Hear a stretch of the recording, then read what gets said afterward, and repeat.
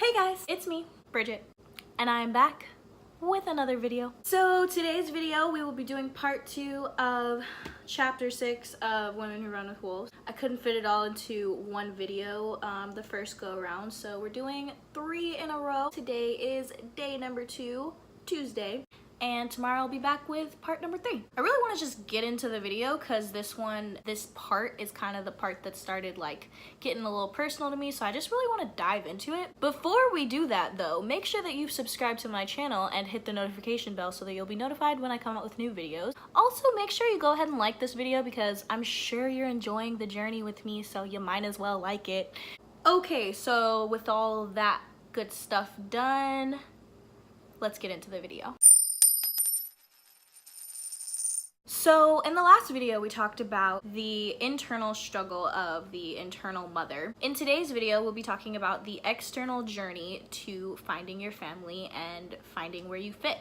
I like to call this the steps to Swan. Y'all like that name? I like that name too. Okay, so getting started. Bad company. In the beginning of the story, when the ugly duckling ventures off on his own to find his family, his instinct to know where home is not quite developed, but what is developed is his instinct to roam until he finds it. Just like the ugly duckling though, unfortunately in the case of an underdeveloped intuition, we often run to the wrong homes multiple times before we figure it out. When we repeatedly go to the wrong homes, that feeling of being outcast comes to us over and over again. In the book it says, this is the looking for love in all the wrong places response to exile. When a woman turns to repetitive compulsive behavior, repeating over and over again a behavior that is not fulfilling, that causes decline instead of sustained vitality, in order to solve her exile, she is actually causing more damage because the original wounded state is not being attended to, and she incurs new wounding with each foray. The solutions to these bad choices are severalfold.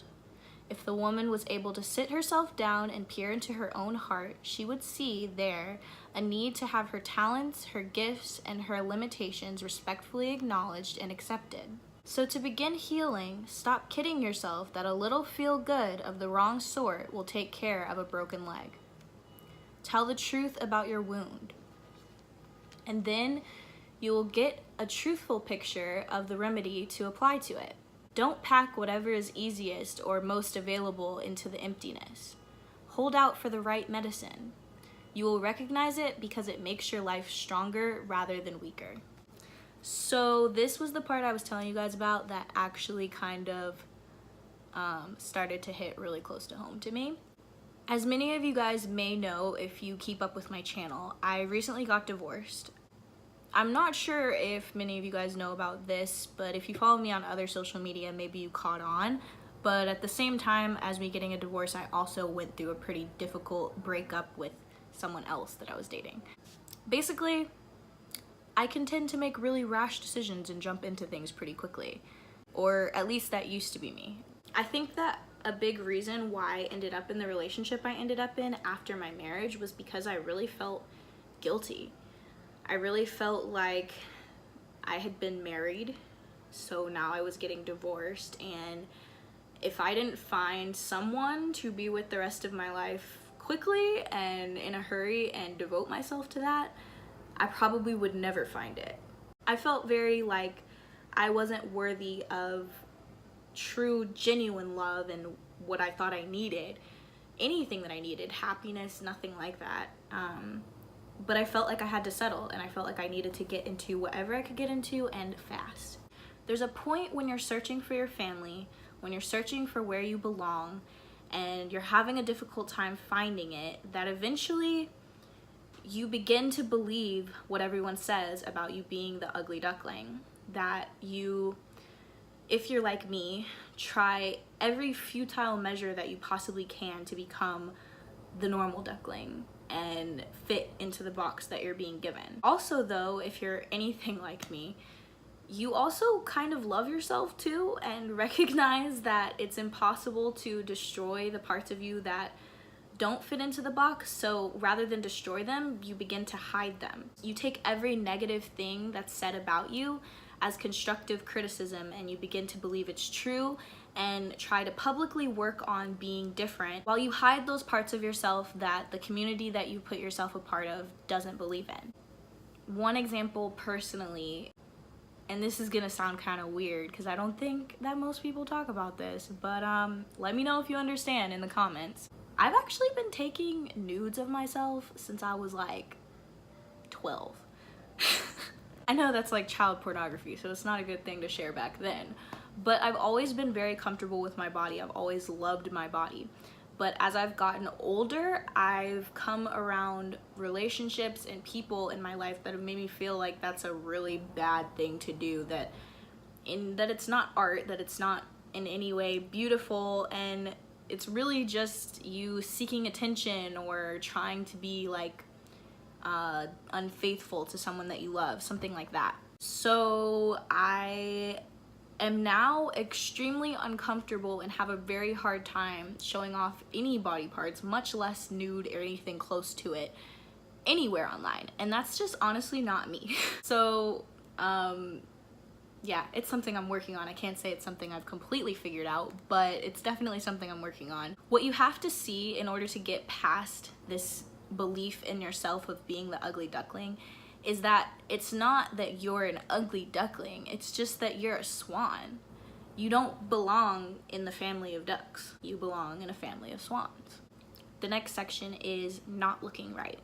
At this stage of trying to find who you are, when you're trying to hide the parts of you that don't fit in the community and work on the parts of you that could possibly fit and become better, like better according to the community or the society that you're fitting into, you'll find that for whatever reason, you become extremely soulfully disfigured, where nothing about you fits anymore. The actions that you take to make them happy and the actions you take privately to make yourself happy, none of it is sustaining, none of it is genuine, and none of it works. You'll start to feel clumsy and just wrong all the time, whether you're working on you in private or whether you're out in public being what you think everyone wants. In the book, it says, while it is useful to make bridges even to those groups one does not belong to, and it is important to try to be kind, it is also imperative to not strive too hard,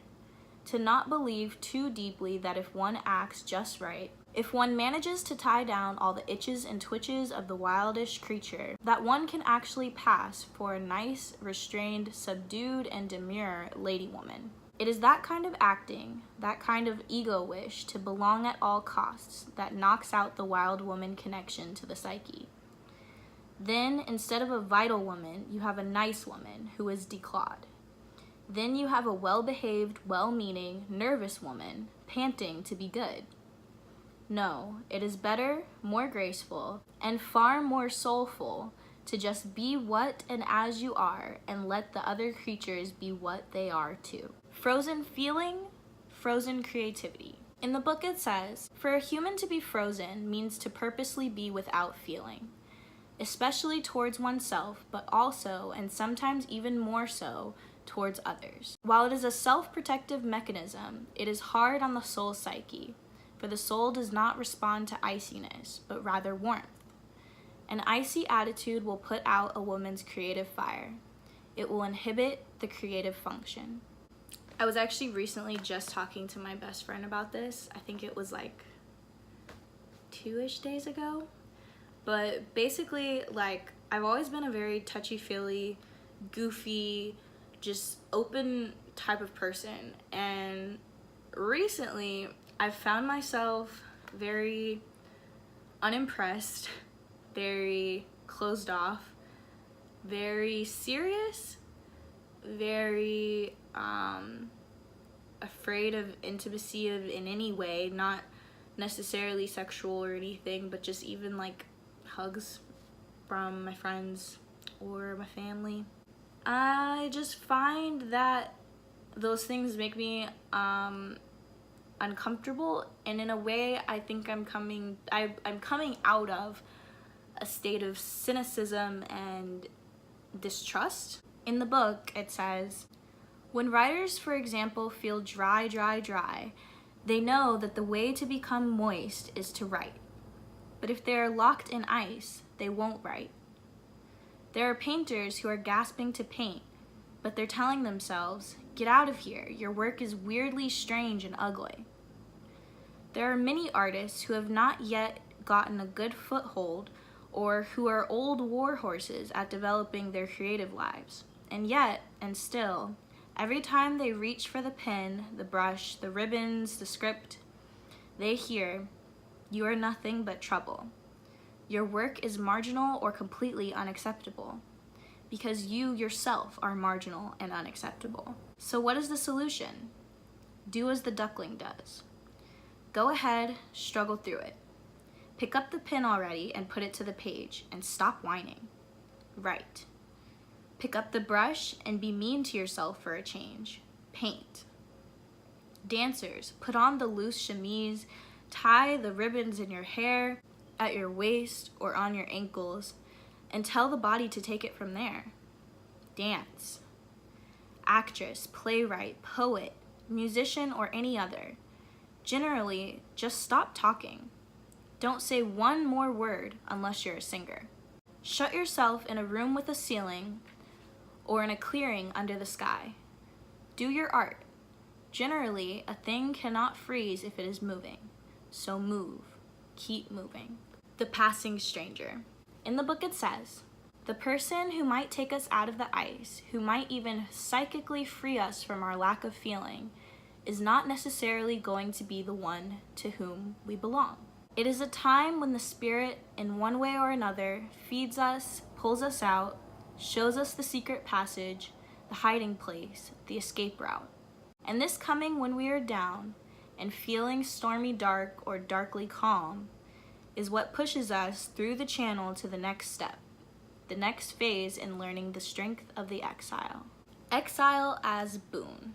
In the book it says, "If you have attempted to fit whatever mold and failed to do so, you are probably lucky. You may be an exile of some sort, but you have sheltered your soul." There is an odd phenomenon that occurs when one keeps trying to fit and fails. Even though the outcast is driven away, she's at the same time driven right into the arms of her psychic and true kin. Whether these be a course of study, an art form, or a group of people.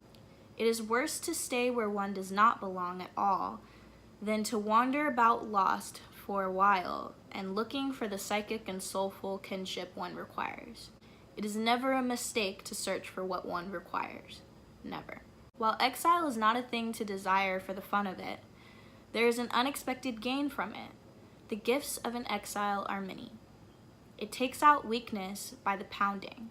It removes whininess, enables acute insight, heightens intuition, grants the power of keen observation and perspective that the insider can never achieve. It makes us yearn that much more to free our own true nature and causes us to long for a culture to match. Even this yearning, this longing, makes a person go on.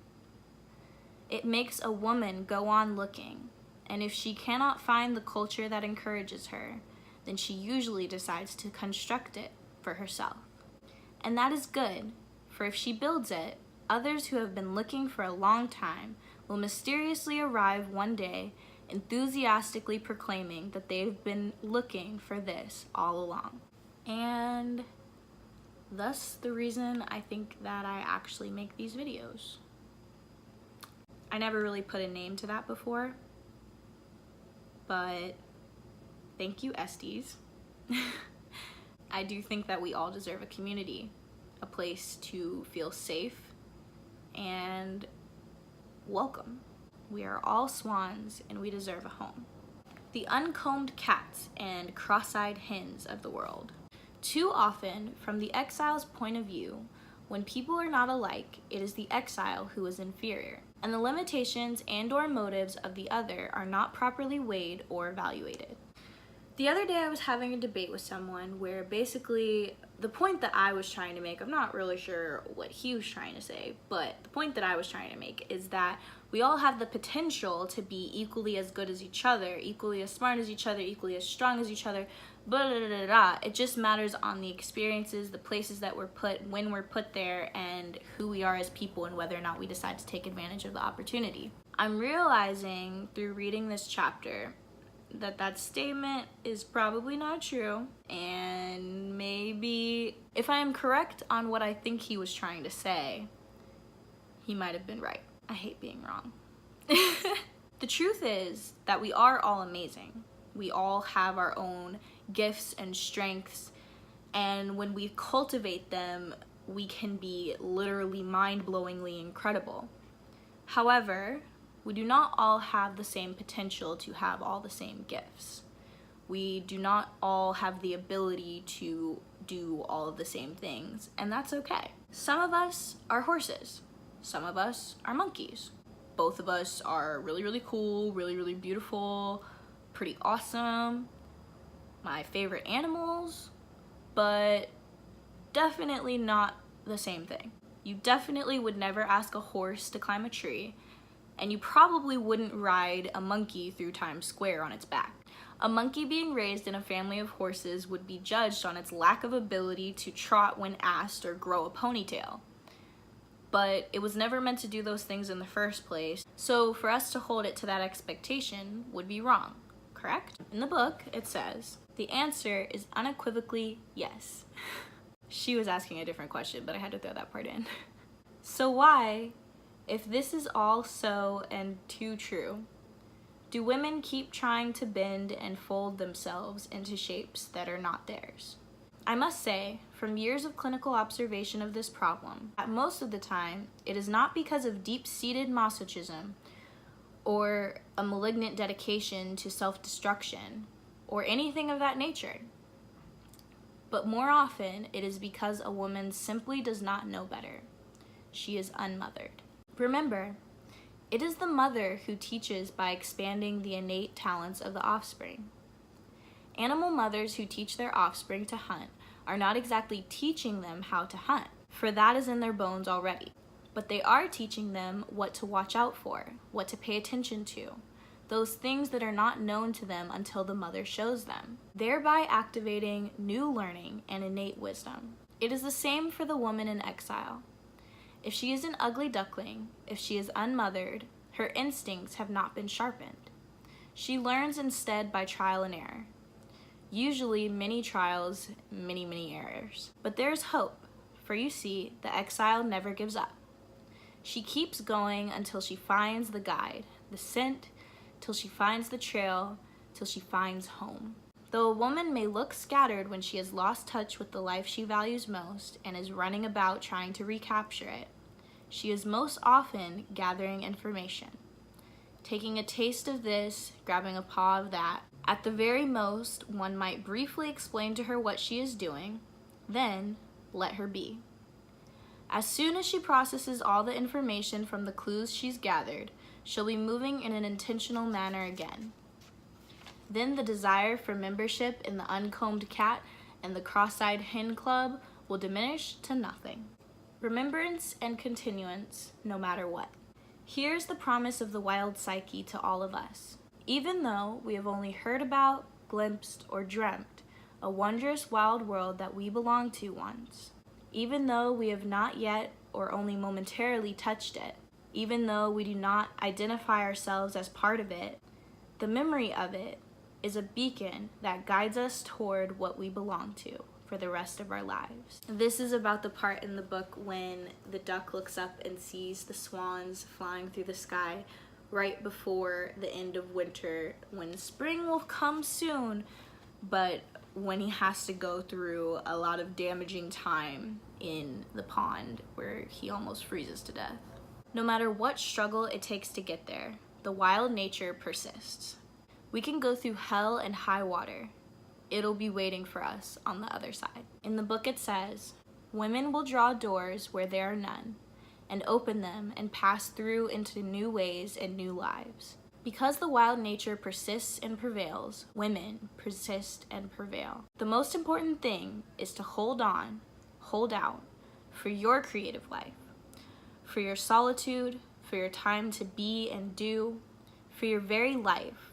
Hold on, for the promises of the wild nature is this: after winter, spring always comes. Love for the soul. Final section. After all that hard wandering, they manage to wander over to the frontier of the home territory, and often don't realize for a time that people's looks have ceased to be disparaging and are more often neutral when they are not admiring and approving. One would think that now that they are on their own psychic ground, they would be deliriously happy. But no, for a time at least, they are terribly distrustful. Do these people really regard me? Am I really safe here? Will I be chased away? Can I really sleep with both eyes closed now? Is it all right to act like a swan? After a time, these suspicions fall away, and the next stage of coming back to oneself begins. Acceptance of one's own unique beauty, that is, the wild soul from which we are made. So as I was saying about that cynicism that's been coming about recently, I think that the best thing about it is that I've been honest about it, and therefore it has actually been slowly dissipating. I'm growing. I've been going out more, meeting new people, making new friends, doing these videos, just creating a real community for myself and pushing myself every single day, talking to myself, just regularly pushing myself to open up, to feel safe, and to learn. I want to truly grow. I have been watching my surroundings and finding where I fit. I can't say that I am completely feel at home, but I can say that I'm getting there. Definitely getting there. I'm finding more and more people who are looking at me with approval. More people who question me when I question myself, and who believe in me strongest when I don't ask them for permission. That's important. Life-changing. The final section in the book that I would like to share with you guys for this part. So that is the final work of the exile who finds her own. To not only accept one's own individuality, one's specific identity as a certain kind of person, but also to accept one's beauty, the shape of one's soul, and the fact that living close to that wild creature transforms us and all that it touches. When we accept our own wild beauty, it is put into perspective, and we are no longer poignantly aware of it anymore, but neither would we forsake it or disclaim it either. Does a wolf know how beautiful she is when she leaps? Does a feline know what beautiful shapes she makes when she sits? Is a bird awed by the sound it hears when it snaps open its wings? Learning from them, we just act in our own true way and do not draw back from or hide our natural beauty. Like the creatures we just are, and it is right. For women, this searching and finding is based on the mysterious passion that women have for what is wild, what is innately themselves. We have been calling the object of this yearning wild woman. But even when women do not know her by name, even when they do not know where she resides, they strain towards her. They love her with all their hearts. They long for her. And that longing is both motivation and locomotion. It is the yearning that causes us to search for wild woman and find her. It is not as hard as one might first imagine, for wild woman is searching for us too. We are her young. Alrighty, that's the end of that part. The next section we'll be talking about is called the missing zygote. I decided to separate it just because it's an entirely new story and it only has a little section of notes to it, so I'll be doing that tomorrow. I hope you guys enjoyed this video. Let me know in the comments if you've ever been through exile, whether internal, which you could totally let me know, or external. What has been your experience with it? Where are you at this point in your life now? I can never tell the future, no one can, but I think that I'm finally at a place where I can feel comfortable. I just have to get to the point where my heart believes me when I say that. And I think that continuing to be honest about that is what will get me there eventually. If you don't decide to leave me a comment and share with me your journey, that's perfectly okay. But I do hope that you're taking this journey with me. I hope that if you're a writer, you go write. If you're a painter, you go paint. If you're a singer, you go sing. If you're a dancer, you go dance. If you're anything, I hope that you go do it. I hope that you go do what made your heart sing in the past and what maybe you've been afraid to do for a long time. And I hope that when you do, your heart sings again. And if it doesn't, I hope that you continue searching, and I hope that you continue trying to find out what will. I love you guys so much. I'll see you tomorrow. Bye.